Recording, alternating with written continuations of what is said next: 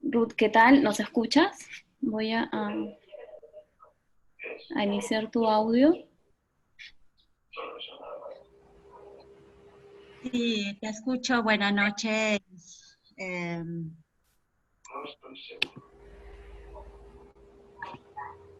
Buenas noches, voy a presentar a Ruth. Ruth Buendía es una lideresa ayáninca, muy reconocida por ser defensora de los derechos humanos, de los pueblos indígenas y el medio ambiente. La comunidad de Ruth Buendía fue afectada por la violencia del grupo terrorista Sendero Luminoso en Cutiberini y Satipo, Junín. Ella nos va a contar un poco cuáles fueron sus memorias. Ella pierde a su padre, Rigoberto, logra huir luego con su madre y hermanos de ese campo de concentración que había originado Sendero Luminoso. De acuerdo a la CDR, son 6.000 ayánicas fueron asesinados en la selva central. Ruth, muy joven, a los 27 años, fue elegida presidenta de la Central Ayánica del Río N.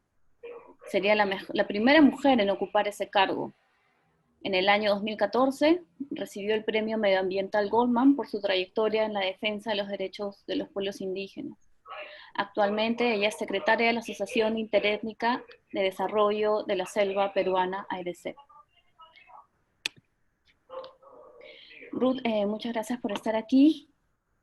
Hoy día vamos a continuar estas reflexiones. Me gustaría que nos cuentes cuáles son tus memorias, por qué es importante recordar qué fue lo que pasó en este periodo de violencia allá en Cutiberini.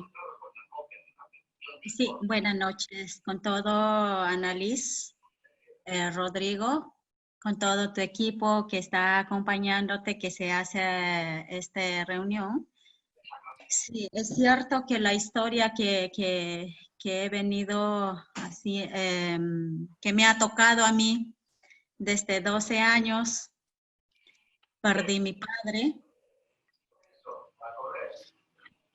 Temprana edad de responsabilizarme a la familia, a mis hermanos, a mi mamá,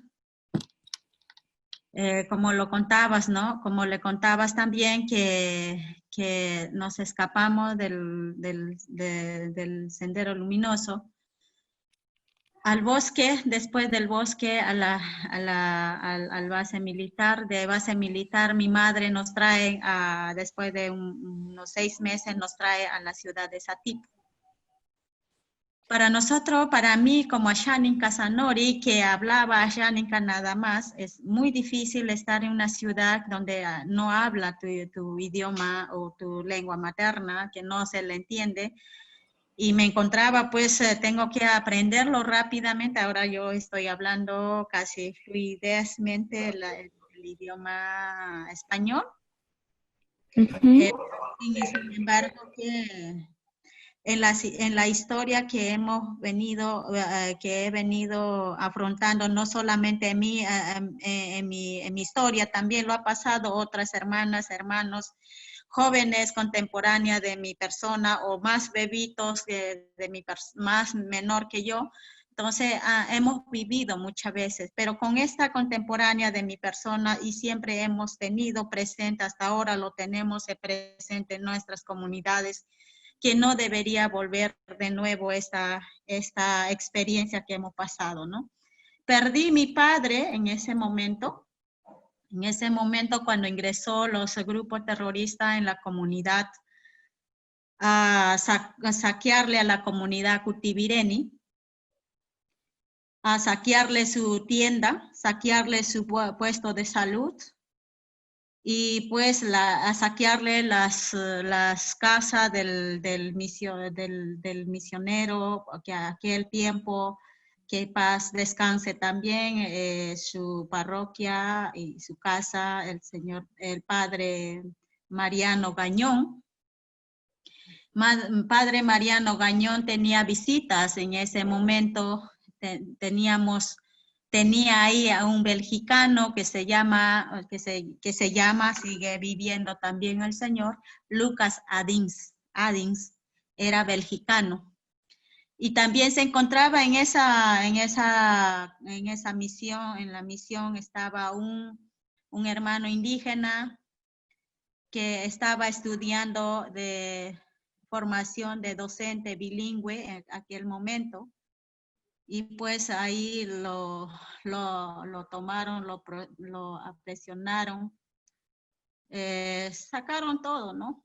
Y ahí pues nosotros, yo, mi padre, un día domingo, era a las 9 de la mañana, nos acercábamos a la comunidad para poder comprar algunos alimentos para llevar en nuestra casa, porque vivíamos nosotros casi 3 horas de la comunidad, de la comunidad central donde estaba la misión, ¿no?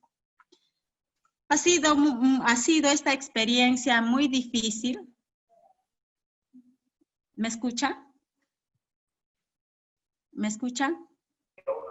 Sí, te escuchamos, Ruth, te escuchamos. Ya. No podemos ver tu video, pero te escuchamos. Ya. Ha sido para mí una experiencia muy difícil perder un padre y responsabilizarte con una familia, ser como hijo mayor, como hija mayor que tiene que responsabilizar a sus hermanos, ¿no? Y ha sido para mí, ha sido muy difícil para mis hermanos. A mi madre también le chocó bastante, casi se me muere en el bosque, se le había llenado gusanos en el ojo, en la espalda. Yo tenía que sacarle también esa experiencia para que pueda sobrevivir mi madre, ¿no?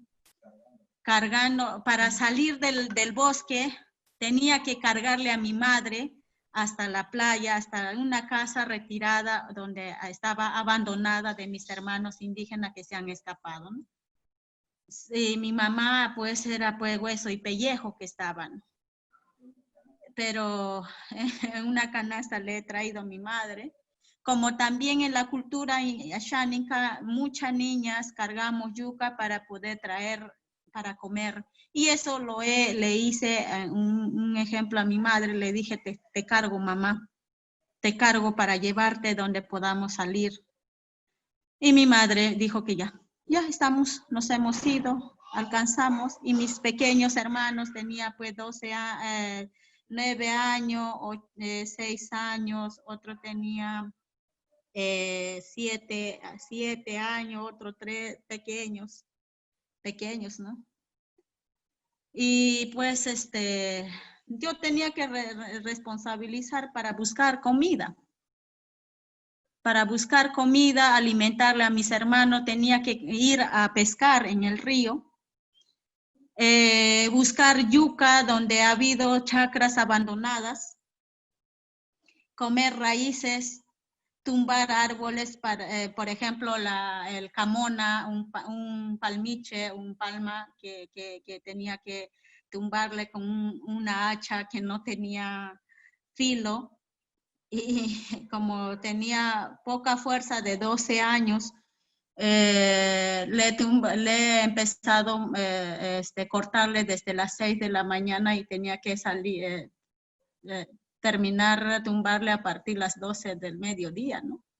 Más todo el día para cortarle las cortezas para poder llegar en su comida, ¿no? Para poder tener ese alimento y sobrevivir en ese bosque. Al momento de que mi madre se mejora con todos estos alimentos y le propuse, deberíamos salir del bosque e irnos a la base militar. Y en ese momento mi madre me dijo, sí, vámonos. Pero ha sido muy difícil. Ha sido muy difícil. Y a mi madre de nuevo le cargué de nuevo, como ya tenía experiencia de tomarle, cargándole desde donde nosotros veníamos de la reserva comunal hacia ciertas partes, en una casa. Y de esa casa salimos hasta a la orilla del río, 15 días más en la orilla del río y ir ya con balsa. Y lo que nos ha enseñado bastante en la vida, los pueblos indígenas, las mujeres, varones y mujeres en pueblos indígenas, sabíamos nadar, sabemos manejar la balsa o el bote con que desplazamos. Ahí en ese momento que yo estuve bajando al río, con mis cachivachi, como puede decir, mis pertenencias, mis ollitas, todo eso, mi frazadita que cargábamos. Ahí se rompió la balsa, ¿no? Casi se me va mi hermanito menor, que ahora es el que ya tiene sus 39 años actual. Aquello tiempo tenía pues 3, 4 añitos. 3, 4 añitos, flaquito, desnutrido, casi se me va, casi me cuesta esa vida de mi hermano, mis hermanas. Pero sin embargo yo salté en ese momento a tirarme al río para poder abrazarlo, ponerle las piernas a la balsa rota, ¿no? Y nadar hacia la playa para poder ver la manera como amarrar y avanzar, ¿no? Así así llegué en ciertas partes, ahí nos hemos quedado también en una playa. Para mí yo era la responsable de todo, para mis hermanos, eran inocentes mis hermanos, no sabía qué peligro había, yo nomás tenía ese no sé si me entiende, que una responsabilidad de calmar al niño, a la familia, decir, no, aquí no pasa nada, estoy aquí, yo soy la que te estoy responsabilizando, pero no sabes que lo que tú enfrentas como persona, y yo pues que en ese momento, 12 años decía, pues yo tengo que responsabilizar, tengo que cuidar a mis hermanos, darle todo lo que, y hacerles sentir bien que estamos bien, y así, mira, así ha sido. Y entonces, pues, después de eso, un día y medio hemos quedado, un día y medio, y salimos de nuevo, pasamos al puerto mismo, donde está Cutivireni, por ejemplo, donde está la base militar. Ya ahí nos alcanza unos hermanos indígenas que se llamaba Isaac Ponce. Nosotros nos hemos ido y hemos esperado, y el señor Isaac Ponce a alcanzarnos llegó para poder consultarnos quién a mi madre la había intervenido diciendo, ¿dónde está el terruco? Y mi madre dice, no, acá no hay terruco. Entonces, ¿quién te ha traído? Mi hija Zenaidita, dice, yo me llamo Ruth Zenaida. Mi hija Zenaidita, ¿qué va? Dice, porque yo era 12 años y flaquita, desnutrido, que no podía, bueno, no se podría creer si podría yo manejarlo, todo este grupo de familia en el río, pasar cosas, ¿no? Pero sin embargo me he aprendido a hacer, ¿no? Gracias a esto, liderazgo de mi madre, de mi padre. En ese momento que el señor de Rigoberto Buendía y sus 3 niñas y los 2 varones se quedaban, ¿no? Y han tomado esa decisión, pero sin embargo ha habido personas que nos han defendido. Sin embargo, en eso mi madre estaba enferma, así enferma, en la base militar le han atendido mi mamá. Después de 6 meses, mi mamá pide para trasladarse a Satipo porque mi mamá tiene hermana en Satipo, casada con un colono que vive en Satipo. Y pues nos han dado esa oportunidad para salir. Pero aún así, la asamblea de la comunidad y el líder que había en la comunidad, y yo también he sido testigo, mi madre ha puesto en la asamblea en donde la han amenazado también. ¿Y sabe quién la ha amenazado?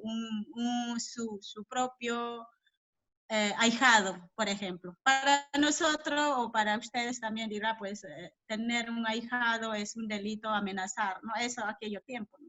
Pero sin embargo, aquí mi mamá, su ahijado, le ha amenazado con pistola y le dijo, no, si usted quiere irse, pues acá te irás muerta.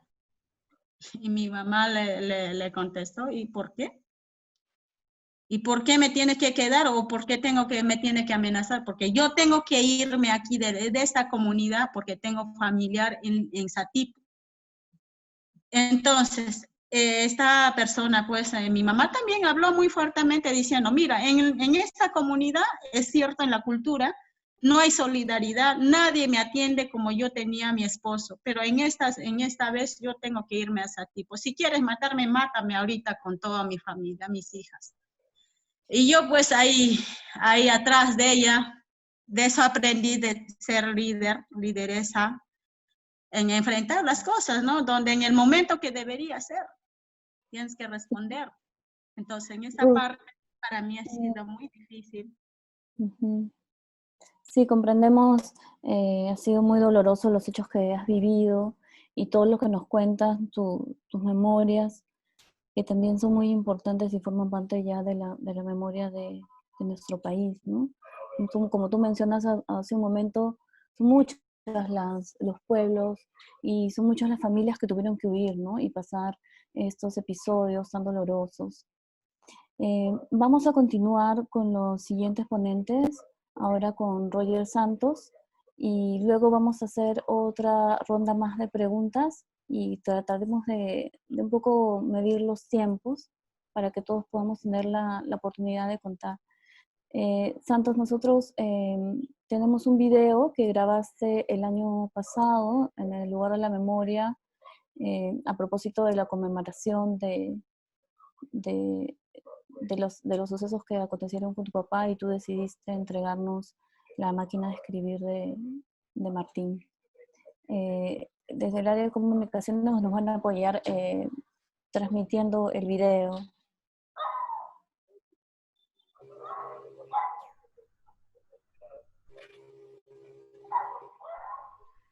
Roger Santos Cayaba Guamaní, tengo 35 años, nacido en el distrito de Chuschi, provincia de Cangallo, Ayacucho. Soy hijo del desaparecido Martín Cayaba Galindo.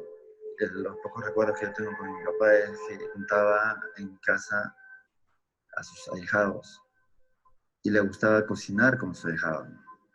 Y para mí, compartir la comida, su comida suficiente que había en la casa, era ver la casa llena, era bonito. El 14 de marzo de 1991, lo que ocurre fue un día normal en Chuche, día de ferias.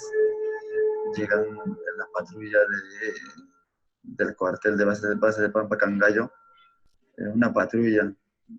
Fue en la tarde en la que ellos se alojan en el puesto policial, y en la noche es lo que ellos entran a mi casa de manera sin darnos, sin tocar, sin comunicar, simplemente llegan con un solo llamado: Martín. Mi mamá se levanta al segundo piso, que es donde dormíamos, y ya estaban arriba ya los militares. Y lo que levantan a mi padre es de manera brutal, de manera violenta. Y lo que hacen es rápidamente sacarlo, y dejándonos con la vela prendida, y lo apagaron y nos encerraron la puerta. Y así lo sacaron. Cuando veo su máquina de escribir, es él quien siempre estaba sentado frente a su máquina, bien abrigado, puesto su poncho en esas noches, ¿no? Porque de día siempre estaba en la municipalidad trabajando, y de noche hacía también sus trabajos para nosotros, que tienen un valor importante para la familia, porque esta máquina ha sido, como mi madre dice, quien ha encontrado muchas amistades, muchos respetos, muchos amigos también, y muchas relaciones también con otras personas de otras instituciones. Resalto en este caso a, a mis vecinos, a sus ahijados de mi padre, a los pobladores de Chuschi y a mis familiares también. Mi padre ha dejado ese respeto, esa solidaridad que ha tenido con los pobladores de Chuschi. Ellos son los que nos dieron ese soporte, esa ayuda en un momento cuando nosotros estábamos solos. Roger, bienvenido, buenas noches. Ya hemos podido ver un poco de la historia de tu papá que nos has compartido. Yo quería presentarte ante todo el público. Hoy nos acompañan muchas personas, 180 participantes. Roger es de Chuschi. a los 16 años viniste a Lima, Roger, en busca de justicia, ¿no? Cuéntanos un poco por qué para ti es importante recordar. Hola Liz, buenas noches a todos que están conectados y agradecer que ellos estén dando su tiempo para poder eh, conversar y un poco contar también nuestras perspectivas de nosotros como familiares, ¿no? Entonces, gracias por invitarme también. Muchas gracias. Gracias a ti. Sí, yo quisiera un poco también, habían algunas cosas que compartir.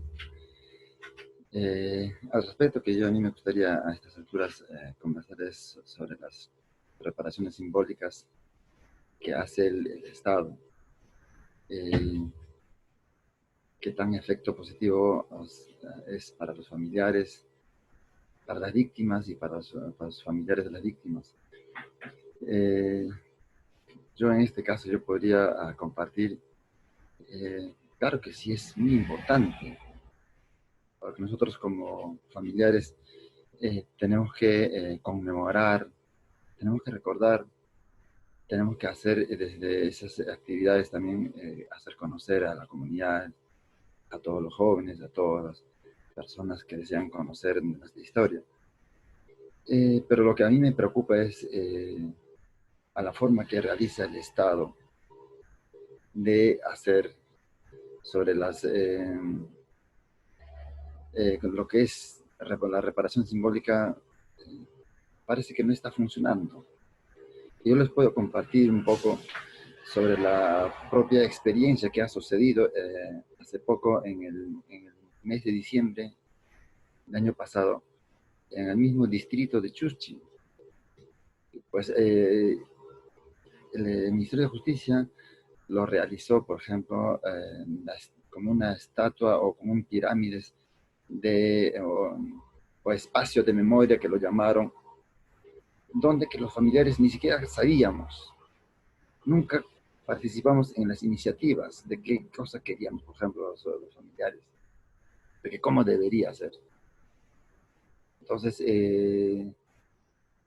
yo puedo, o sea, yo me fastidio es porque mi persona siempre ha participado en este tipo de invitaciones y cuento yo como persona y también yo puedo contarles a ustedes como dirigente de una organización de familiares, dirigente que ahora que estamos acá en la Asociación de Vivienda de Nuevo Amanecer, que estoy acá ahora mismo en Huachipa, que somos parte de una reparación que es de acuerdo del comunicado conjunto, de prensa conjunto de CIDH. Entonces, sí teníamos bastante relación de comunicación con mi persona, del trabajo de dirigenciales que hacía. O sea, yo no era un total desconocido, como se podría decir. Yo tenían una forma como comunicarme. Entonces, nunca yo lo tuve ese conocimiento de lo que estaban haciendo. Entonces, también el Estado no cuenta para este tipo, por ejemplo, de presupuesto. O no quieren tener presupuesto, no lo sé. Lo que pasa es que lo que es el área de lo que realizan de la reparación simbólica, simple, llanamente lo que hacen es gestionar, pero más allá no. Quisimos trabajar, yo quise colaborar en esta porque para mí es un tema muy importante que yo debo de contribuir, pero como que entiendo como que yo debo de trabajar solamente desde mis propios recursos. ¿Y dónde está el Estado? O sea, yo puedo incluso movilizarme hasta poder viajar en parte de ese tipo de trabajos, hasta con mi propio recurso. Entonces, son cosas que pasan, por ejemplo, el tema de lo que es la reparación, no, la búsqueda de personas desaparecidas, lo mismo. Cómo o lo toman a los familiares. Entonces, en mi opinión, no está funcionando como debería ser. ¿Qué cosa está pasando con los familiares que no tienen contacto directamente con el Ministerio de Justicia? Entonces, sé que una vez más digo que es muy importante la reparación simbólica, pero la forma como lo están realizando no me parece. Entonces, lo que ahora están realizando, por ejemplo, el plan de política de memoria. En este plan no participa, o sea, uno, ¿quién está haciendo? ¿Quiénes participan en ese plan? Los familiares no están siendo considerados. ¿No creen no creen que es por eso que no lo toman en consideración los familiares para que participen? Las cosas no están funcionando. Entonces, son preocupantes que sucede y hay mucho que mejorar y hay mucho que trabajar. Entiendo que hay cosas también que están trabajando, ¿no? Entonces, a eso es lo que justamente mis primeras impresiones que yo puedo mostrarme. Tenemos mucho que conversar, mucho que contar. Hay cosas también que hay que reconocerlo, como que también hay cosas que nos faltan trabajar, ¿no? Ujú. Muchas gracias, Roger, por esta primera intervención que has tenido. Ahora vamos a continuar con Daina de Aquile. Daina. Hola. Hola, Daina. Buenas noches, bienvenida. Nosotros también tenemos un video que nos ha compartido Semana del Ministerio de Justicia, el cual vamos a compartir con todos los participantes esta noche. Nos va a apoyar el área de comunicaciones para poder compartirlo.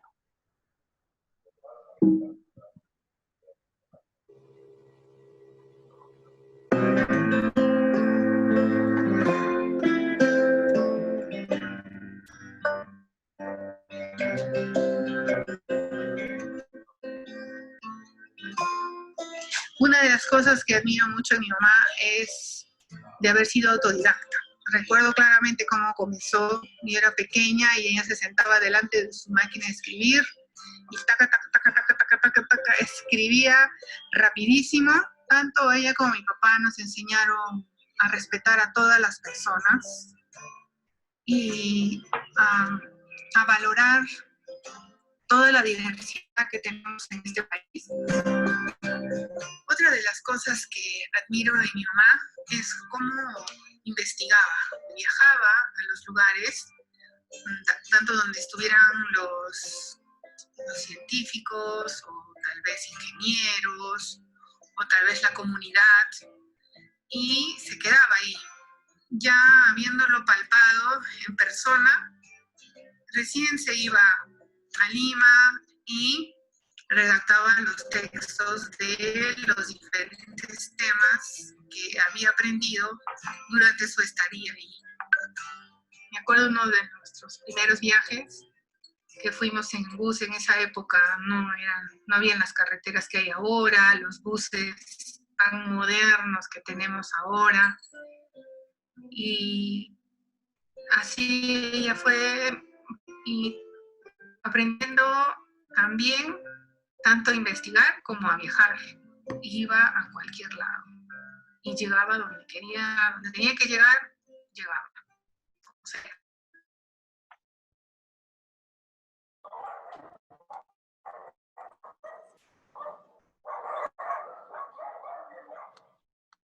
Sí, ya hemos concluido con este video semblanza sobre Bárbara de Aquile, madre de Daina. Bárbara era de Dobele, Letonia, y fue una periodista, ¿no? Ecologista que trabajaba por el patrimonio natural del Perú desde la sección de ecología de Diario del Comercio. Ella denunció la amenaza que enfrentaban especies como el caimán negro de la Amazonía. En Huancavelica ella investigaba el proyecto especial de camélidos sudamericanos, y el 31 de mayo, luego de hacer una entrevista a Esteban Bojorge, fueron atacados por Sendero Luminoso. En 1993, hace pocos años, se le agregó su nombre a la Reserva Nacional Pampa Galeras. Ahora se conoce como la Pampa Galeras de Bárbara de Aquino, que es un área natural protegida dedicada a la conservación de la vicuña y a promover el desarrollo comunal mediante el manejo sostenible de esta especie. Asimismo, el diario Comercio ahora realiza un concurso sobre reportajes de ecología y medio ambiente, ¿no, Daina? ¿Nos puedes contar un poquito más sobre las memorias de tu mamá? ¿Qué nos podrías compartir esta noche? Bueno, ante todo, muy buenas noches con todos y todas las personas que están conectadas, a mis compañeros y compañeras del panel, a ti, al doctor, a todos los acá presentes. Y agradezco formar parte de este panel y con personas que, siendo víctimas del conflicto armado interno, han tenido mucha valentía y mucha fuerza para lograr beneficios para víctimas, para su comunidad, y bueno, aunque falta mucho, pero lo han hecho, ¿no? Yo, por mi parte, simplemente huí hacia las montañas. Pero acá Ruth, Roger, bueno, Carolina, que no sé si va a venir o no, pero han hecho muchas cosas, ¿no? Han avanzado bastante. Me preguntabas un poquito, Diana Liz, ¿me puedes volver a hacer la pregunta? Sí, hemos podido ver, hemos compartido el video de tu mamá, de Bárbara, cómo era su desarrollo profesional, cómo tú la veías desde niña, siempre viajando, buscando esa noticia, ¿no? Y fue buscando esa noticia, haciendo esa entrevista donde ocurren los hechos, ¿no? Tan dolorosos. Y queríamos saber para ti qué importante es la memoria, por qué recordar esos hechos, como tú dices, tú huiste, ¿no? Huiste mucho tiempo a las montañas, ahora vives en Arequipa, y también leímos que mucho tiempo no querías saber qué había pasado, ¿no? Sí. Uh-huh. Sí, hasta que un día lo escuché a José Carlos Agüero cuando presentaba su libro Los Rendidos, y nada, hubo algo en mí que dije, tengo que hablar con él. Entonces lo busqué, conseguí su número, hablé con él y era, bueno, una persona totalmente asequible. Y en uno de mis viajes que fui a Lima, fui un día, tenía que hacer unas gestiones y desde ahí ha sido una amistad constante, ¿no? Y bueno, él, digamos, me ha apoyado bastante, cualquier consulta, hacemos a veces grupos para conversar, y mi inquietud sigue, ¿no? O sea, ahorita, si bien no sigo los pasos de mi mamá en el sentido del medio ambiente, que ya es un tema que prácticamente todos lo tenemos que de alguna forma llevar dentro de nosotros, sí me queda esa inquietud por seguir, por saber, por comprender qué es lo que pasó y para que no se repita, ¿no? O sea, la memoria para que no se repita. Y es muy importante que se dé la enseñanza del conflicto armado interno como parte de la historia del Perú, que se enseñe qué es lo que ocurrió en esos años de conflicto. Y muy importante, qué es lo que nos llevó hacia ese conflicto, cuáles fueron los detonantes para comprender, para que luego las y los jóvenes puedan pensar en qué se puede hacer para que esto no se repita, ¿no? No es simplemente aprender lo que pasó entre los años 1980 al 2000, no, es mucho más, ¿no? Y sin justificar, pero sí para comprender qué cambios debemos hacer para que un conflicto armado no se repita nunca más. Muchas gracias, Daina, por tu intervención. Ahora vamos a continuar con Carolina Yade, que se ha sumado. Aquí está. Carolina, hola. Carolina, vamos a... Si me ayuda el equipo técnico. Sí. Hola, Carolina, buenas noches. Bienvenida a Hola, este Diana diálogo. Liz, ¿cómo estás? Muy buenas noches a todo el público de LUM. Muchísimas gracias por estar aquí en esta noche con todos nosotros. haciendo memoria, buscando a través de esta memoria construir un país mejor, ¿no? Muchas gracias, Carolina, por estar aquí. Yo voy a presentar un poquito de Dora, ¿no? Dora Ollage fue tu hermana. Ella era una estudiante de 21 años de la Facultad Inicial de la Universidad Nacional de Educación Enrique Guzmán y Valle, conocida como La Cantuta. Ella fue desaparecida forzadamente en el año 1992 junto a 8 estudiantes y un profesor. Hace algunos días hablábamos, Carolina, que qué difícil es poder hablar de ese momento que fue tal vez el peor de tu vida, ¿no? Pero... Sí, bueno, creo que es complicado siempre porque yo tengo muchos recuerdos hermosos de ella, de todo el tiempo que compartimos, de la vida que tuvimos juntas, ¿no? De lo vital y necesaria que ha sido ella en nuestras vidas y la fortuna que tuvimos de compartir, aunque sea un pequeño tiempo juntas, ¿no? Pero para el país, desgraciadamente, lo que se necesita recordar es el peor día de su vida, ¿no? Mi hermana es una de las víctimas de este caso tan emblemático denominado La Cantuta.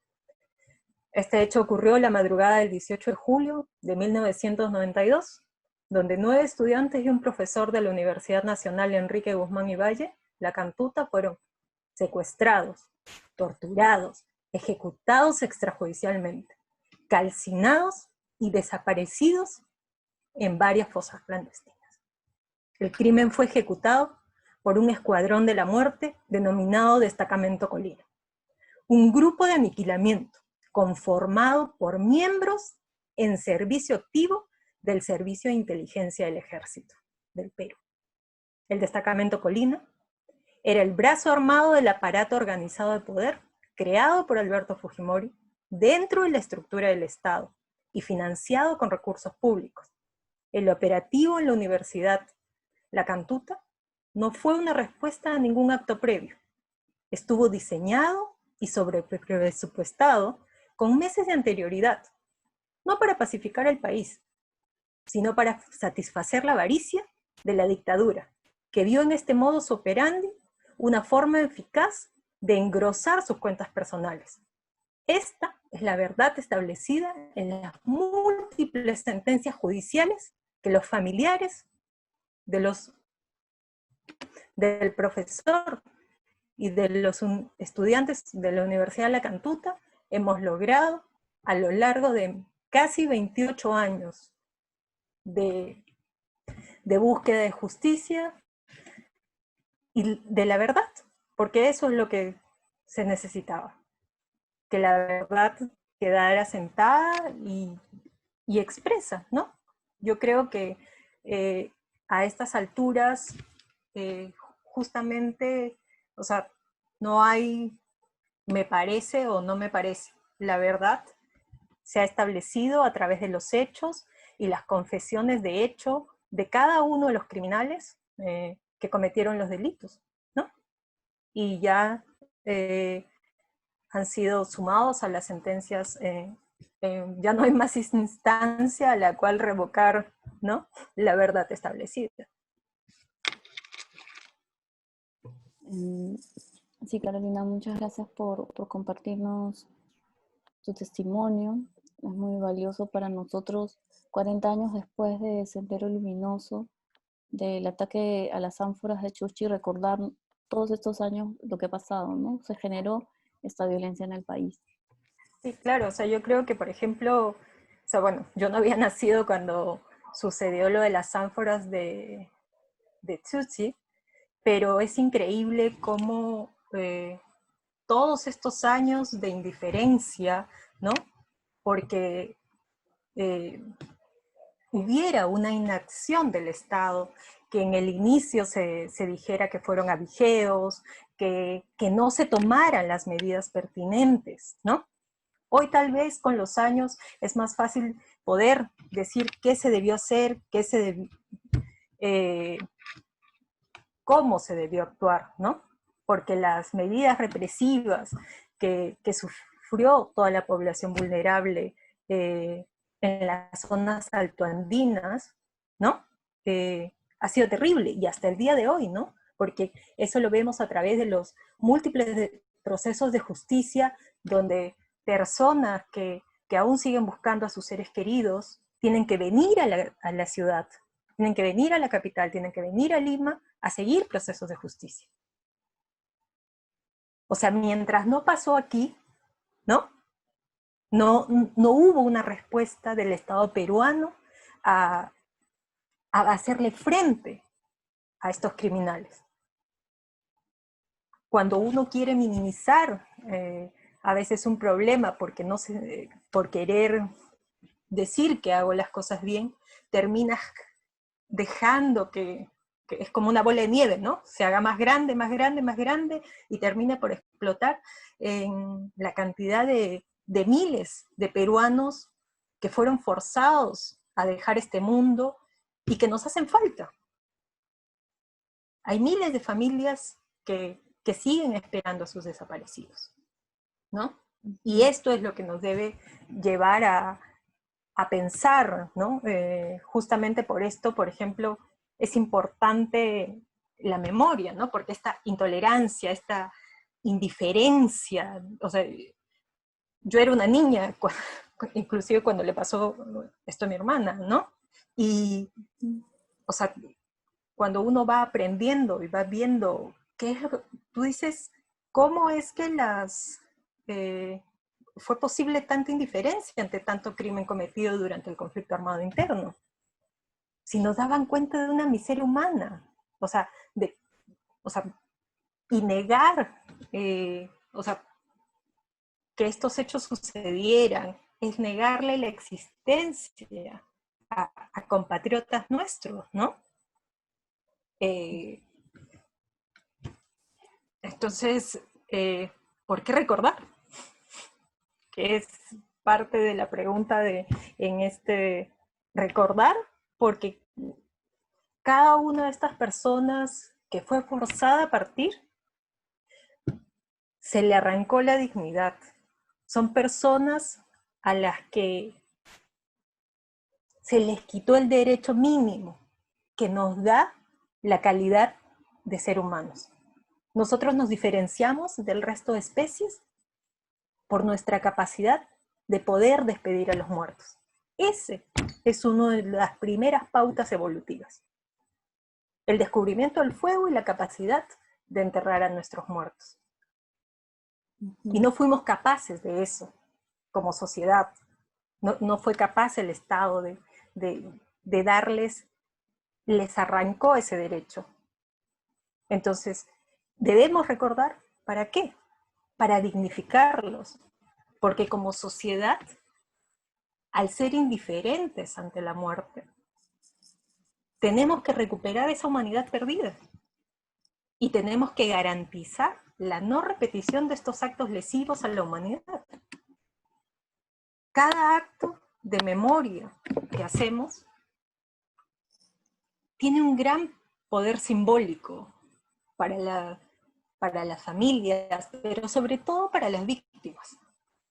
Porque cuando los recordamos, para mí, por ejemplo, es devolverles esa dignidad, esa humanidad, esos millones de minutos que le arrebataron sus verdugos.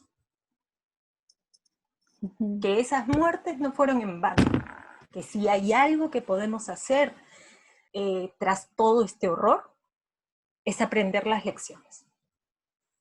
Y nuestra lección tiene que ser que como sociedad peruana seamos capaces de garantizar la no repetición. Que nunca más ninguna familia vuelva a pasar y vivir el horror que vivieron más de 69.280 familias. Muchas gracias, Carolina, por tu intervención. Has respondido, bueno, dos de las preguntas, ¿no? ¿Para qué recordar? ¿Para qué la memoria? Y también hablar sobre la justicia, ¿no? Han tenido que pasar una sentencia, llegar tu caso el caso de tu hermana, para que todos podamos conocerlo. Y vamos en esta ronda a hablar del tema de la justicia también. ¿Y qué te parece, Carolina, si continuamos contigo, luego Daina, después Santos y después Ruth, para invertir un poco la rueda? ¿Sí, Carolina? Ya. Vamos Bueno, a hablar un poquito sobre, para que no nos vaya a ganar el tiempo, vamos a unir estos dos conceptos, justicia y reconciliación. ¿Sí? Vamos a hablar sobre la justicia y la reconciliación. ¿Qué piensas de eso, Carolina? la justicia es vital para entender justamente estos procesos, ¿no? Porque, por ejemplo, ¿cómo llamar justicia a una justicia que tarda más de 20 años en llegar? ¿Podemos hablar de justicia? Estos son temas que deberíamos reflexionar. Y muchas veces se dice, pero ya está viejito, ya es mayor, ya para qué seguimos removiendo casos o después de tantas décadas. ¿Por qué? Porque es necesaria una sentencia condenatoria más allá de la pena de 10, 20, 35 años, que es el máximo que aplica nuestro Código Penal. Es que no es tanto el tiempo de carcelería en sí, sino la condena en sí misma. Porque a través de ella se expresa la justicia. Porque por medio de una sala penal que representa a la sociedad, se tiene una respuesta contundente a los actos lesivos. Nos recuerda que debemos indignarnos y no ser permisivos a los atentados, a los actos que atentan contra la integridad colectiva y nuestro convivir en armonía. La condena es un no frontal al acto lesivo y equívoco. Por tanto, compromete a los ciudadanos a hacer eco en sus vidas de que esta respuesta sea acorde a los principios con los que se consolida nuestro entorno social, del cual somos todos parte. Si nosotros dejamos sin condena un acto lesivo, esa permisividad hace que se pueda repetir. Nos vulnera a las generaciones futuras. Por eso es que los crímenes contra el nazismo, aún al criminal de guerra de 90 y tantos años, se le aplica la condena. Se le sigue un proceso, con el debido proceso que debe haber, obviamente, garantizando todos sus derechos, el derecho a un juicio justo, a un abogado, a todo lo que nosotros como sociedad hemos establecido. Y por eso es que la justicia es vital y es muy importante. Y a través de todos estos años, o sea, es inconcebible que a pesar de todos los imperativos de la justicia a nivel global, universal, teniendo ya una Corte Penal Internacional, teniendo principios universales con respecto a la justicia, esta no se haya interiorizado en los distintos fueros penales aquí, que no haya personal capacitado para la aplicabilidad de la justicia. No es posible que 20, 30, 35 años después haya casos que no hayan sido procesados. Que haya gente, como la gente de la comarca, que sí, 35 años después, sigue recién estando en proceso judicial. Esa es una responsabilidad nuestra. Entonces no es solo dejar pasar las cosas por, como que por agua caliente, sino es vital que como sociedad seamos críticos y establezcamos que no vamos a aceptar ese tipo de crímenes. No les vamos a dar, y tenemos que ser capaces de condenar. Y en ese sentido, Carolina, ¿cómo ves el camino hacia la reconciliación? Es que ese es el detalle, ¿no? O sea, a lo largo de los años se ha intentado desde el Estado peruano, o sea, la Comisión de la Verdad, se le agregó el reconciliación como si por agregarle una palabra pudiéramos todos abrazarnos y decir, ok, happy end. No. El perdón es un proceso personal. No puede ser impuesto por decreto. Entonces, cada quien tiene un tiempo para perdonar, para decidir no perdonar, y estás en todo tu derecho también. Pero ese es un proceso personal. La reconciliación sí implica un proceso social. Pero para que ese proceso social se dé, significa que tenemos que ser capaces como sociedad de aceptar la verdad, de aceptar lo que nos pasó, de reconocer los actos lesivos, de hacer posible la justicia. La verdad, la justicia, nos encaminan a la reconciliación. Yo he perdonado, eso no implica que yo renuncie a la búsqueda de justicia. Yo aún hoy tenemos un proceso pendiente contra Vladimiro Montesinos, Hermosa Ríos, que no han sido procesados por Cantuta, que todavía estamos esperando el juicio oral. Sí, 28 años después. Y imagínate los casos de poblaciones vulnerables donde ni siquiera se ha abierto proceso. Entonces o sea, no se puede hablar de reconciliación si cada vez que se menciona las cifras de la CBR, que fueron solo aproximados, ¿no?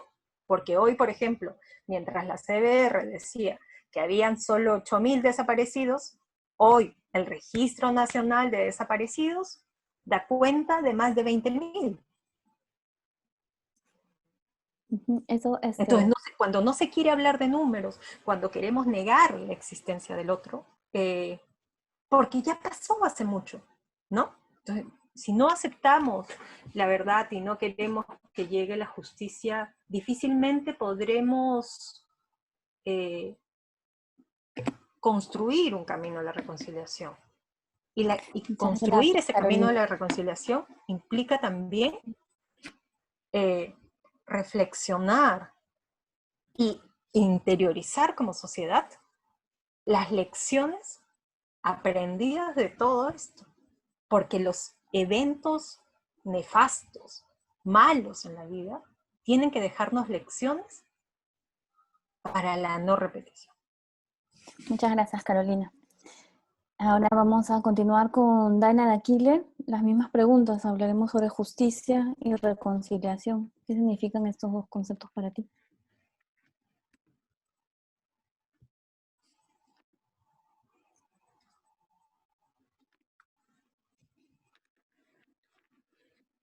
Daina, a ver si me ayudan con el micrófono. Ahí está. Sí, disculpa. Bueno, reiterar mis agradecimientos a personas como Carolina, Roy y Ruth, que realmente hacen bastante hacia eso, ¿no? En mi caso, no sé, es un poco más justicia en el aspecto de que haya justicia o sea, para todos, como estaba mencionando Carolina, ¿no? Por ejemplo, la no discriminación.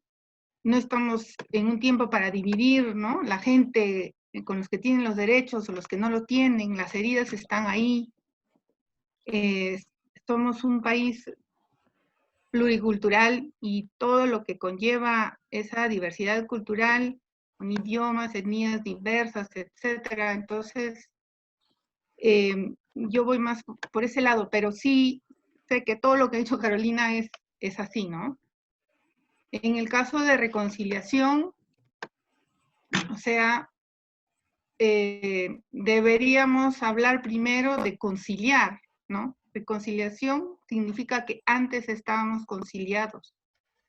Pero ¿de qué reconciliación estamos hablando, no? Si antes de 1980 el Perú no estaba conciliado, ¿no?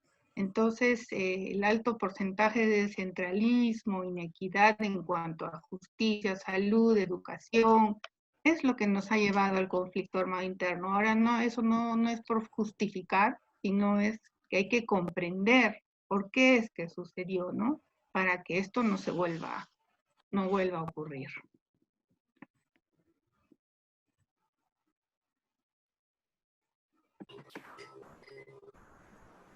Gracias.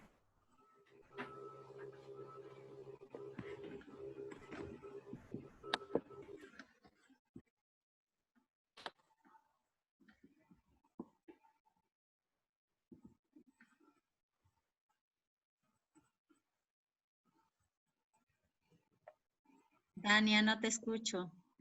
Diana, no te escucho. ¿Me escuchas, Roger? Roger, ¿me escuchas? Sí, sí te escucho. Ahora sí me escuchan. Sí, igual, hablando de justicia y reconciliación, tu caso, cuando nos conocimos en el LUM, el grupo de familiares nos comentó acerca de tu caso, nos comentó un episodio que ocurrió justamente luego de la sentencia, cuando están allá en la base militar de Pampacangayo haciendo reconocimiento, tú estás con tu familia. Y ¿nos puedes contar un poco más qué pasó con Collins Codiantes? ¿Quién era él y cómo sucedieron estos hechos? Sí, no fue al final del juicio, sino que fue dentro del proceso, del juicio oral, que se llevó la audiencia en el mismo lugar, en este caso en el cuartel de Pampacangayo, en Ayacucho. Collins Collantes es el jefe de la patrulla quien dirigió para la captura de los 4 desaparecidos de Chuchi, que uno de ellos es mi papá. Entonces, Collins ya había cumplido su condena en el segundo juicio, pues de altos cargos de militares llamados Estado Mayor, ellos donde estaban en el proceso, el juicio oral, y entonces no es normal en cualquier otras audiencias poder exigir, si acá en Lima, en el juicio oral, los familiares participamos, finalizado la audiencia, lo natural es que nos retiramos, conversamos un rato con nuestros abogados y ahí termina cada audiencia, ¿no? Entonces, en esa audiencia que ha pasado en Chuchi es que teníamos como una oportunidad en nuestro frente los jueces, los acusados con sus abogados, nosotros con nuestros abogados y los familiares estábamos en el mismo lugar donde que ha estado y donde en el mismo lugar donde mi mamá y las demás mamitas, las viudas, ver sus últimas miradas, o sea, en su mirada, cómo se pierde en el ingreso al cuartel de Pampacangayo y van avanzando y se desapareció. Volver de más de 20 años y estar en ese mismo lugar y recordar es bien duro. Hay que ser bien valiente para estar en ese momento. No es fácil. Y yo, de verdad, recordar esto incluso me hace recordar, me hace pensar qué valientes son los familiares de las viudas al recorrer ese camino de herradura por donde bajaron para entrar al cuartel. No sé, no se han desanimado, continuaron. Incluso uno de nuestros abogados también tuvo hasta caídas. Nos levantamos, seguimos. Incluso ahí voy, donde que uno de los militares, un militar todavía donde que no quiso recorrer ese camino porque estábamos en el mismo lugar, y para eso está viajado desde Lima los jueces, no quisieron. Entonces, el ocurrido del confinamiento fue más o menos a las 4 de la tarde, en el puerta principal del cuartel. El director de debates da un discurso donde que hasta estas horas se llegó el trabajo de esta audiencia y queda concluido. Entonces nosotros los familiares lo que hicimos es, como en todos los lugares, es alzar nuestra voz, exigir justicia. Y pedir, por lo menos ustedes saben en este lugar en qué parte están, díganos dónde está. Prácticamente es en sentido de sus restos de los desaparecidos. Entonces, es así que fue un momento muy doloroso. Casi todo el grupo familiar terminamos en llanto, tratándonos de consolarnos entre nosotros. Nos acompañó nuestros abogados, quien estaba ahí, la PRODE, quien nos apoyó en esa parte, hasta ahora también que nos sigue apoyando. Entonces, de momento a otro, se acerca Collins Collantes. Y juntamente con el fiscal, porque ese viaje él había viajado como testigo ya a la audiencia, porque ya había concluido su condena también. Entonces, en el segundo juicio, él viajó como testigo. Se acerca y dan las palabras, se dirige las palabras hacia los familiares, donde que él esperaba esta oportunidad para pedir perdón. Pues él nunca se imaginó que eso iba a suceder. Entonces, los familiares que estábamos en llantos, anteriormente siempre pensábamos como una forma de recriminar, pero no sé, ese momento todos las mamitas también, un poco que se calmaron, o tomaron atención en escucharlo. Dio unas cuantas palabras, y lo que cada familiar lo que hizo es que me impresionó, fue otros preguntar, otros, una de las mamitas lo que dijo, bueno, tú ya cumpliste tu condena, ahora ve tu familia, vaya por tu familia. Yo también le pregunté, ¿cuál era la razón para que ustedes llevan golpeando? La otra mamita dice, pero por favor, te pedí, te supliqué que me devolvieras, pero tú no quisiste. Fue duro, ¿no? Entonces, y pasar eso, y en ese momento escuchar que él pide perdón, yo lo sentí de corazón, los familiares, y todo el día en ese trayecto que hemos pasado, en las chacras que están en cosecha, nos reconocieron quiénes éramos, contamos por qué estábamos ahí. Nos dieron sus papitas, lo que están cosechando, que sí, lo que sí, demás. La verdad que no comimos todo el día, ni daba hambre en serio. Pero después de ese rato,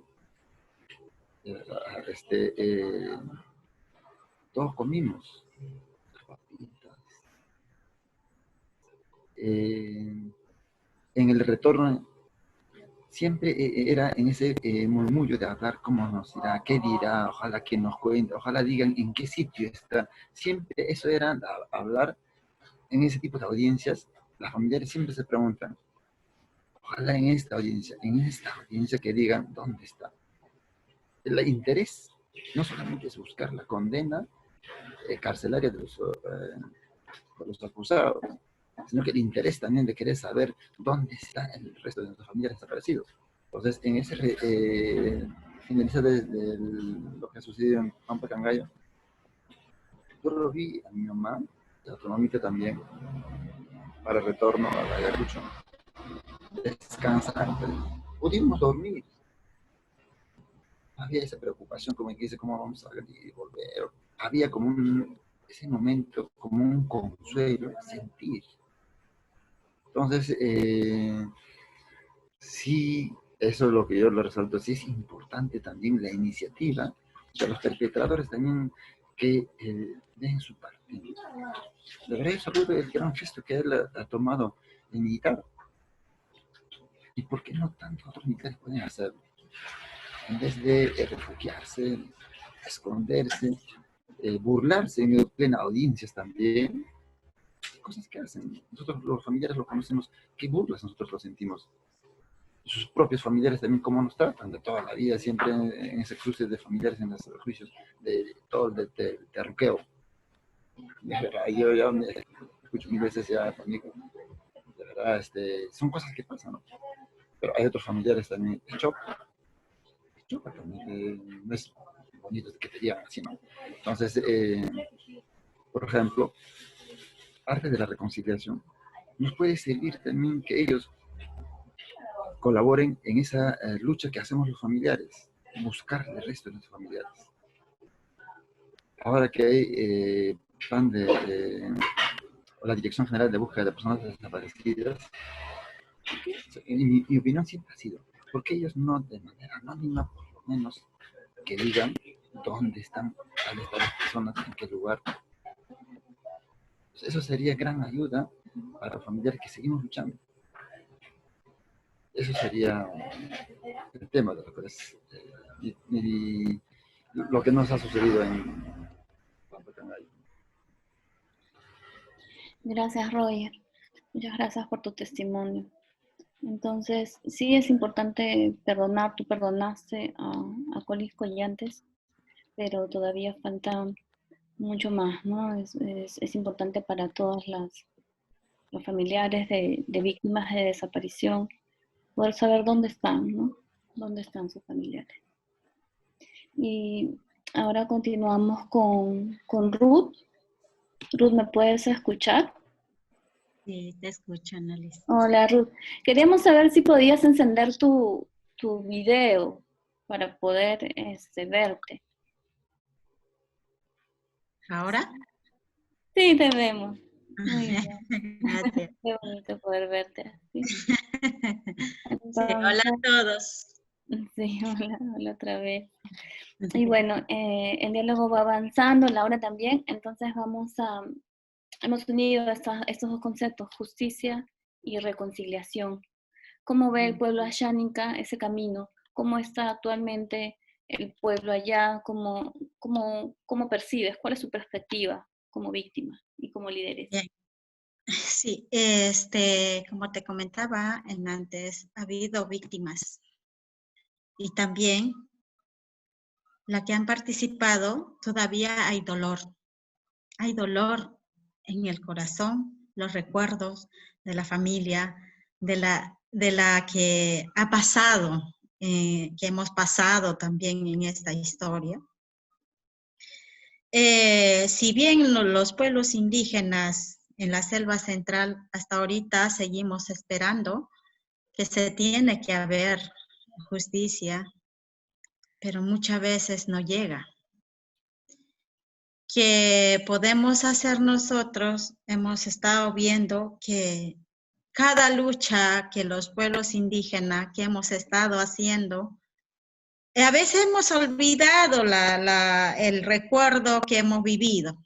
Ahora hemos dejado diciendo vamos a tener que hacer propuestas técnicas, crear, por ejemplo, las gerencias de los pueblos indígenas en las municipalidades para que puedan abogar por nosotros, para que podamos tener justicia. Pero muchas veces estamos en la reflexión, estamos relegados, invisibilizados. Pero sin embargo, también hay que tener en cuenta por qué se ha dado, como lo decía Carolina en antes, ¿no? Y la hermana Dania, ¿por qué se ha dado, Dania? ¿Sí? ¿Por qué se ha dado este brote del terrorismo? Justamente como lo que estamos pasando, la invisibilidad de nuestro país, no considerar a los Perú profundo que somos nosotros, los pueblos indígenas, amazónicos y los andinos que nosotros vivimos, somos peruanos, originario, oriundo, que puede decirlo, ¿no? Que muchas veces el Estado, el gobierno, el gobernante ha favorecido a los grandes empresas, a los grandes millonarios, a enriquecerse a su favor de estas personas, ¿no? Hasta ahorita lo estamos viviendo, pero, sin embargo, no se están haciendo nada que hacer. En nuestras instituciones públicas hay grandes corrupciones. No justifico, no lo voy a justificar lo que ha hecho estos grupos terroristas, que ha llevado, porque ha tomado estas decisiones. Pero también aquí debería ir la reflexión del Estado, el sistema político de nuestro país. Que con estos 40 años que hemos pasado, el pueblo Ashaninka no ha reclamado su derecho hasta ahora, no lo ha reclamado. Pero si alguna vez lo toma, lo va a tener que reclamar y tiene que posicionarse.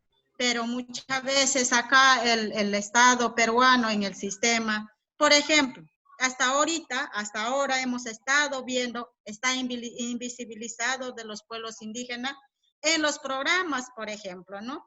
En Reactiva Perú, ¿quién realmente se ha beneficiado? Ese es un ejemplo que tengo que ponerlo. Y en este diseño de estos programas o políticas no se está considerando a los pequeños o a los agricultores campesinos y nativa para que pueda tener este acceso.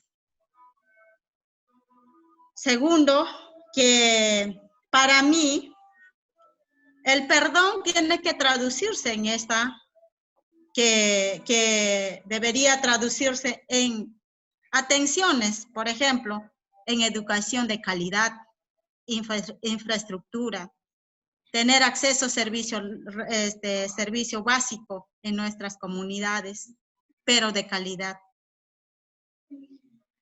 Y el perdón debería ser del gobierno, administradores, como representante político, administrador de nuestro país, y que tiene que tenerlo también en la política, diseñarse las políticas interculturalmente para los pueblos indígenas. Pero sin embargo, no se ha hecho, no se está haciendo, a pesar que en las 8 organizaciones nacionales que representan a los pueblos indígenas hemos estado viendo, haciendo incidencia, tenemos que hacer incidencia todavía para poder tener estos grupos que se tiene, grupo de trabajo que se llama GTPI. En este grupo de GTPI está en el Viceministerio de Interculturalidad para hacer el diseño, políticas públicas para los pueblos indígenas. Pero es como puedo decir, es mecerle a los pueblos indígenas que en sus derechos que deberíamos hacer, que deberíamos construir, pero muchas veces también lo vemos, la media culpa de las organizaciones indígenas y los representantes muchas veces es perenne, es indefinido, o a veces vive en las ciudades de Lima, o solamente no lleva las realidades, las necesidades de las comunidades realmente que necesitamos. Con esta, lo quiero poner el ejemplo, el virus COVID-19 en salud de los pueblos indígenas. Han muerto ahorita en los hermanos indígenas en Amazonas, en Pucallpa, en Loreto. ¿Por qué? Porque no se ha implementado, no se ha diseñado una política pública realmente de calidad en las comunidades para los pueblos indígenas.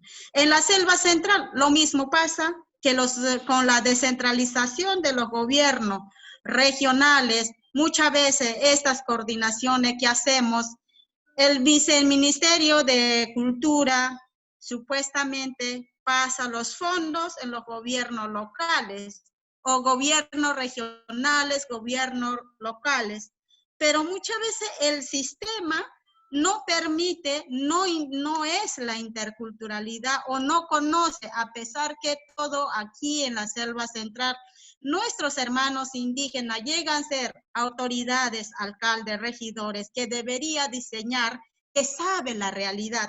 Porque estos aparatos que vienen, que representan los gobiernos centrales, son los gobiernos locales, gobiernos regionales, pero muchas veces no se están priorizando para remediar las víctimas de la violencia terrorismo. Reconciliar para mí sería, tiene que se reconcilie, que se tiene que sincerarse, pero también el acto que ha hecho, ¿no?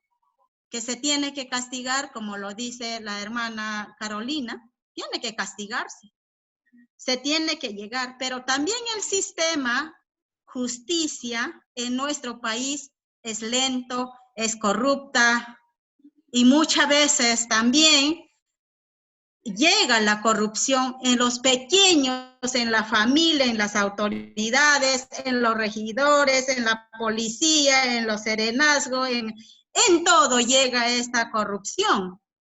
En las comunidades mismas hay corrupción, pero muchas veces esta que sentimos como víctimas, en mi caso, he perdonado, he aprendido a perdonar, he aprendido a reflexionar, he aprendido también llegar propuestas, con propuestas técnicas, con los gobiernos locales, para poder hacer algo para mi pueblo, que por ejemplo las centrales hidroeléctricas que se habían impuesto en los territorios de los pueblos indígenas, con los que han venido los hermanos Ashaninka de ciclos de atropello, la colonización, el arrebato de su territorio con la migración de los Andes, ¿no? Los andinos. A pesar de todo, nosotros hemos sobrevivido, hemos aprendido a convivir, pero con estas que está pasando, que yo podría decir que no se debería repetirse, ¿no? En la historia lo que ha pasado ha dejado víctimas, resentimiento, pero eso es lo que no deberíamos tener, no debería traducirse estos resentimientos y llegar de nuevo a organizar, agarrar, a recuperar nuestra dignidad con una lucha armada, lo que han venido haciendo. Eso no debería ser, porque eso va a repetir lo mismo, ¿no? Y el perseguimiento, las víctimas y las que van a ser perjudicadas son la población futura venidera, que si a nosotros nos ha tocado de que nuestros padres nos han quitado nuestra dignidad, nuestro derecho de tener padres, derecho de tener familia, derecho de tener educación, derecho de tener el medio ambiente equilibrado, todo eso. Entonces, es hora que nosotros, como lo que estamos ahora en esta reunión, hacer reflexión, pero esta reflexión se tiene que traducirse en las políticas públicas, que en atenciones de salud psicológico, atenciones de salud, educación, cooperaciones económicas como proyecto productivo, darle la oportunidad a la población indígena en hacer asistencia técnica, orientarle para que pueda superar la que hemos pasado en la historia, mejorar la vida, calidad, que lo que vivimos antes, ¿no? Entonces, tener más información, por ejemplo, la educación es importante, que debería impartir el gobierno, dar esta educación intercultural, pero de calidad, ¿no? Intermitente. Y salud, por ejemplo, ¿no? Y implementarse en las comunidades, no lo digo para solamente aquí en la selva central. Nosotros como Ruth pertenezco a una organización de pueblos indígenas que agrupa 9 organizaciones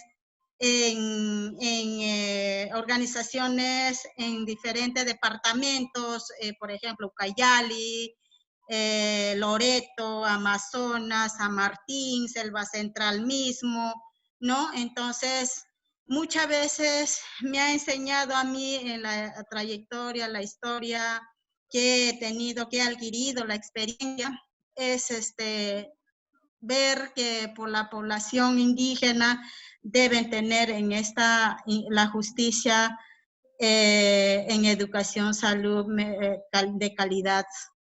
Y lo que deberíamos reflexionar también políticamente, que los ciudadanos peruanos hay que ver bien a quién elegimos. Hay que ver bien qué políticos tenemos, pero muchas veces también la población, la ciudadanía, y somos conscientes de ello, a veces tenemos simpatía a los políticos, a los partidarios, líderes del partidos, que tienen una historia, una trayectoria de corrupta, que se ha favorecido sobre porque se ha generado el terrorismo dentro de nuestro país, porque ha habido conflicto, ¿no? Entonces, y eso nos lleva también a reflexionar que nosotros, cada uno de nosotros que hemos pasado sobre esta historia en la violencia, terrorismo, que tenemos que, creo, en el Ministerio de Educación también imparte de esta historia de la violencia, terrorismo que ha pasado, ¿no? Y otros, pero también en nuestra sociedad peruana nos falta bastante informarnos y tener más información sobre casos, las trayectorias de los políticos que vienen. Muchas veces, por ejemplo, lo decían antes, partidos, líderes del partido, fujimorismo, aprista, no tengo nada, pero tenemos esta trayectoria de políticos que han hecho daño a nuestro país, y eso es lo que deberíamos pensar en cada uno de nosotros. ¿Por qué? ¿Para qué? Y eso ustedes saben, los que están en redes sociales, los que están escuchando, saben las realidades, qué partidos son que han pasado, que ha favorecido a las empresas. Por esa razón es que la gente que quería hacer justicia con su propia mano han hecho eso. Eso no justifico lo que ha pasado, lo que han hecho, y se han aprovechado también la desinformación de mi pueblo en Ashaninka, en la selva central, porque nosotros en ese momento no teníamos educación, no teníamos nada, no teníamos internet, no teníamos comunicación, pero ahora estamos teniendo información, tenemos ahora, aunque sea poquito internet, pero ahí estamos teniendo información. Eso es lo que deberíamos tener claro las cosas. Muchas gracias. Gracias, Ruth. Gracias, Ruth, por tus palabras. Y sabemos que estás desde la selva central, allá estás comunicándote con nosotros. Y ya el tiempo está pasando muy, muy rápidamente. Solamente vamos a hacer un pequeño cierre ya, un mensaje final. Este diálogo se ha construido en base a las preguntas que han hecho el público a través del formulario de inscripción para participar esta noche. Hay una pregunta que quedaba pendiente para Daina y era la siguiente. ¿Qué límites tenemos para que se instaure en la currícula escolar una pedagogía de la memoria? ¿Y qué autores recomendarías leer para iniciarse en el estudio del testimonio contemporáneo? Daina. Bien, ¿me escuchan? Sí. Ya. Bueno, mi mamá, como siempre, repetía esta frase: todo empieza por la educación en los colegios, ¿no? Aparte de lo que podemos obtener en casa, claro. y como lo conversamos con José Carlos Agüero, con Tania de Portugal, para que se dé una pedagogía de la memoria en la currícula escolar, el miedo debe dejar de ser un factor implícito para la definición de qué se puede enseñar, ¿no? ¿Qué se puede decir? ¿Qué fuentes pueden citarse? Entonces, si, digamos, los de arriba insisten en negar una historia de vergüenza y la sustituyen por la parte de los, ¿no? De los que pacificaron y entonces hacen leyendas heroicas de pacificación y amenazan con sanciones legales, simbólicas, el famoso terruqueo y todo eso. A quienes salen de ese discurso, pues la escuela va a seguir sin cumplir ese rol crítico que se necesita para que los jóvenes, las jóvenes puedan saber qué es lo que sucedió, qué es lo que detonó todo y cómo poder evitar que esto suceda. Pero eso tiene que ser pues desde las estructuras, ¿no? Porque como lo dijo ahora Ruth también muy claramente, ¿no? Es que la gente de las ciudades no se da cuenta lo que hay a 2, 3 horas de ahí, a un día, a 2 días, a veces en carro, a pie. No tienen idea qué es lo que está pasando en el resto de nuestro país, no tienen idea. Y yo, así como mi mamá iba a vivir a los lugares y aprendía para luego escribir, pues yo también doy fe porque yo también he vivido, de chica he vivido en Iquitos, en Pucallpa, he visto cómo es, las carencias que hay. Después, ahora lo sigo viviendo, vivo entre Chivay, Arequipa. Chivay es Cayoma, más conocido como el Cañón del Colca, ¿no? Entonces, también lo he vivido y las cosas siguen así. Entonces, eso tiene que cambiar y eso está ya más en los jóvenes que tienen que, para eso es que sirve esto, ¿no? Para eso es que sirve la memoria y hay que encarar eso, ¿no? Entonces, ver eso que sea algo realmente consciente. Ahora, en cuanto a autores, hay varios, ¿no? O sea, puede ser el Primo Levi, no sé si están anotando, Jorge Semprún, simplemente voy a dar una lista, ¿no? Jorge Semprún, Elie Wiesel. En la historia del testimonio latinoamericano está Rigoberta Menchú. Y bueno, no olvidar que en el Perú hay muchísimos testimonios recogidos por el Movimiento de Derechos Humanos, por la Comisión de la Verdad y la Reconciliación. Está Carlos Iván de Gregory, esa colección que tiene es un gran antropólogo y sabe explicar de forma fácil de comprender, digamos que es para todo público, ¿no? Eso es lo que yo considero. José Carlos Agüero, obviamente, Lucio Gavilán con sus memorias, o sea, todo eso, Atravesar el silencio es un libro excelente que habla sobre la memoria en colegios actualmente, ¿no? Es un muy buen libro también para los que quieren ver ese lado. Entonces, hay información que se puede leer para aprender más sobre esto y bueno, me estoy perdiendo, no me daría tiempo para dar todos los otros títulos, ¿no? Entonces, bueno, ese es por mi parte. Muchas gracias, Daina. Y para terminar, Roger Santos, hay una iniciativa en la que nosotros siempre participamos de la Asociación de Guineta Nuevo Amanecer, que es la Casa de la Memoria Viva, que la han trabajado de forma participativa, comunitaria, con todos los socios, con la mayoría de familiares de víctimas de desaparición. ¿Cuál sería el mensaje final que nos podrías dar para sobre todo nuestro auditorio, que son la mayoría, como les contaba, son gente muy joven, que no ha vivido la época de violencia, ¿no? Sí, sí, bien es cierto, hemos trabajado aquí en la Asociación de Vivienda Nuevo Amanecer, la Casa de la Memoria. Es por la misma por la propia iniciativa de los familiares mismos, porque el Estado, como Estado, sus acciones son muy pocas, así que no es por decir nada. Puedo recordar porque el año pasado la Defensoría del Pueblo dijo, a este ritmo, lo que hace el trabajo del Ministerio de Justicia, pues en 70 años concluirán las reparaciones en viviendas, la búsqueda de los desaparecidos, ni qué decir de la justicia, ¿no? De lo que es, cuánto porcentaje nada más hemos avanzado, lo que es casos judicializados. Entonces, es también, hay esa poca acción del Estado. Los mismos familiares acá en Nuevo Amanecer, lo que hacemos es construir. Ahora que hemos comenzado lo que es en infraestructura, la Casa de la Memoria, con la participación de los familiares, que debería ser así. El Estado lo que hace, los planes,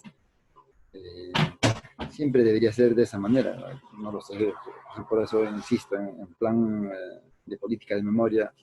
No sé qué familiar estará participando, por lo menos yo no conozco. Entonces, aquí, hace poquito, en el mes de febrero, un poquito antes de la cuarentena, hemos inaugurado y está para trabajar.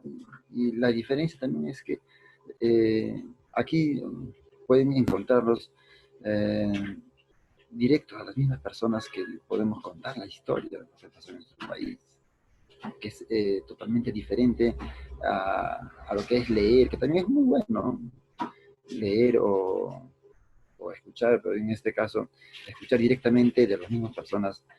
Acá estamos, seguramente con tiempo vamos a retomar a nuestra vida normal. Entonces, ahí nos van a escuchar directamente, acá podemos traer muchos familiares que estamos aquí en Chile. Ahí estaremos. Entonces, la importancia es siempre la poca acción, la lenta acción del Ministerio de Justicia. La clara muestra es en esta pandemia, lo que ha sucedido es que con los familiares, por ejemplo, lamentablemente lo dejaron, pero lo considero así, prácticamente un abandono. Es muy preocupante y triste nosotros como dirigentes preguntarnos, por ejemplo, temas de los bonos. Nos llaman de las provincias, decir que no estás, y sabemos sus condiciones cómo están. Aparte de lo vulnerables que ya están, ¿cómo nos está dejando el abandono del Estado? ¿Quién se preocupa?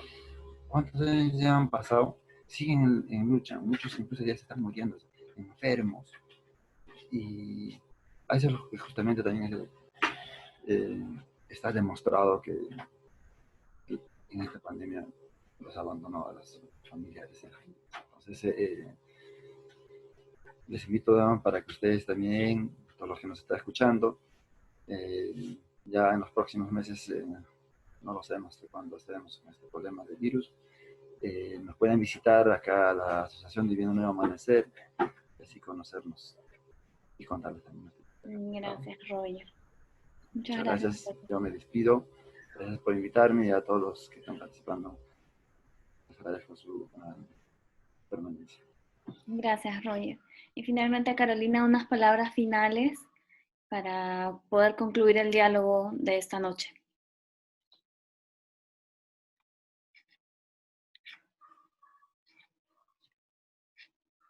A ver si me ayudan con el audio. Ya está. Ya estamos, Carolina. Unas palabras para poder cerrar el diálogo de hoy. Bueno, yo había elegido un par de preguntas, ¿no? Que sí, serían... este tema del tiempo, por eso estamos ya... Ya, voy a tratar de responder un poquito breve ambas, ¿no? Respecto a las personas desaparecidas, el Estado, desde el 2016 hay una Dirección Nacional de Búsqueda de Personas Desaparecidas. Hay un reporte ya desde hace muchos años de organizaciones de derechos humanos que dan cuenta de las múltiples, de las miles de fosas clandestinas que hay, pero en más de 4 años no hay un plan nacional de búsqueda de personas desaparecidas que determine en cuánto tiempo van a abrir las fosas, cuándo podrán nuestros desaparecidos poder volver a casa y ser enterrados dignamente, ¿no? Y respecto a la otra pregunta sobre la amnistía, que es algo que, con respecto a lo que siempre se vuelve, ¿no? Solo hubo una amnistía en 1995 durante el gobierno de facto de Alberto Fujimori. Fue hecha bajo una ley, bajo un congreso totalmente amañado, que decretó la amnistía al Grupo Colina, pero creo que hoy a través de las diversas, ¿cómo se llama?, tratados internacionales y la universalidad de la justicia, son inadmisibles cualquier tipo de amnistía, ¿no? Porque perpetúan la impunidad y los estados que están comprometidos con el respeto de los derechos humanos, pues es inaplicable cualquier tipo de amnistía. Por eso es que todos los actos lesivos deben ser condenados ejemplarmente y no hay ni edad ni condición que los deba excluir del cumplimiento de la penalidad con la justicia, ¿no? Ahora, creo que es vital que como sociedad, ¿no?, seamos capaces de construir este camino de reconciliación, pero eso significa, por ejemplo, que como sociedad decidimos pues reencaminarnos, ¿no? Dejar atrás la indiferencia de tantos años, de exclusión, de marginación, de tener tantas, estos peruanos de distintas clases, ¿no? O sea, ciudadanos de primera y de segunda que se tienen, y que hoy seguimos viendo, porque las causas que originaron el conflicto se han perpetuado, siguen hasta el día de hoy, y hoy ante estas crisis que vemos, siguen estando sus derechos vulnerados, ¿no? Y es difícil que podamos construir un país mejor si es que no somos inclusivos, si en este camino no somos capaces de vernos en el otro, de construir y edificar, hacer una edificación nacional reconociendo el dolor del otro y sentirnos todos ciudadanos, ¿no? Hacer que esta ciudadanía, el acceso a los derechos, sea de todos los peruanos, ¿no? No solo una exclusividad de algunos. Solo así podremos recuperar esta humanidad perdida durante el periodo de violencia y que se va a volver a repetir, lo hemos visto a través de las distintas expresiones durante esta crisis del COVID-19, ¿no? Tiene que conducirnos a la reflexión y el aprender las lecciones del pasado, tiene que ayudarnos a construir un país mejor, ¿no? Sin violencia e inclusivo para todos. Muchísimas gracias a todos los que nos han acompañado esta noche y espero que desde sus propios hogares, desde donde estén, seamos capaces de reflexionar y pensar en un Perú para todos, ¿no? Muchas gracias, Carolina, Gracias. por este último mensaje. Gracias a Daina de Aquile, Roger Santos y Ruth Buendía. Y gracias a todos por estar aquí participando. En este momento tenemos más de 100 participantes. Les agradecemos a todos por estar aquí y continúense conectando en los diálogos que tenemos para seguir reflexionando sobre la memoria. Desde el lugar de la memoria, la tolerancia y la inclusión social del Ministerio de Cultura nos despedimos. Buenas noches a todos y todas. Gracias. Chao, gracias, Annalisa.